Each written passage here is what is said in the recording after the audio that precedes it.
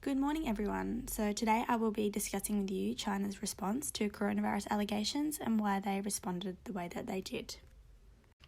An article from Bloomberg has recently been released which states that China concealed the extent of the coronavirus outbreak by underreporting both the number of cases that the country has had as well as the number of deaths.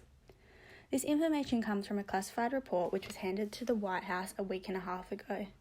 This report has led the White House officials to state that the Chinese number had in fact been on the lighter side when compared to figures reported by the rest of the world, and that they could have been better off if China had been more forthcoming about their results.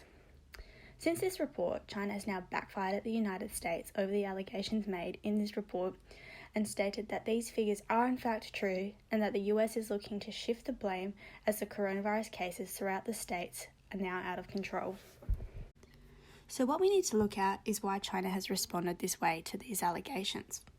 One of the most influencing factors on the way that China has been reporting on the coronavirus is due to their long-term orientation. When looking at the long-term orientation for China, they score quite high and are seen as a culture paving the way for the future. One of the ways this is seen is through the Made in China 2025 strategy. This strategy aims to turn China into the global manufacturing powerhouse of high-tech industries in 10 different sectors. But what does China need to protect? Ultimately, China needs to protect its reputation with the rest of the world. China's economy is dependent on the rest of the world, as we are all consumers of Chinese exports. With over 1/5 of China's GDP being generated from the manufacturing and export industry, you can understand why their reputation needs to be seen as dependable throughout the world. In 2018, China accounted for 13.45% of the total exports globally, helping the Chinese government reach the goals of its Made in China 2025 strategy. Since the outbreak of COVID-19, China's economy has already seen drastic impacts on the manufacturing and export industry, with a report stating the country's financials for January-February 2020 saw a drop in their exports of 17.2%.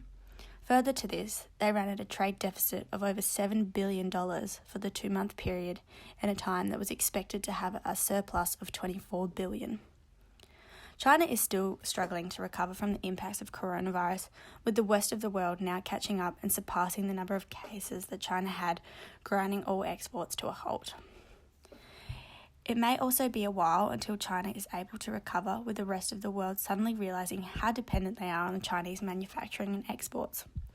National COVID-19 Coordination Commissioner for Australia, Nev Power, has recently come out stating that Australia and the rest of the world are too reliant on Chinese supply lines, which has become evident from the lack of medical supplies currently available throughout this pandemic.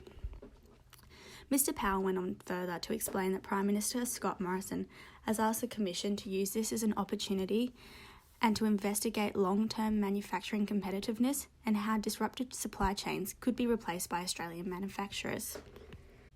Overall, when looking at the future goals of China and their Made in China 2025 strategy to become the world leader in high-tech manufacturing, you can see why they are denying any claims that may make their country and government appear in a negative light.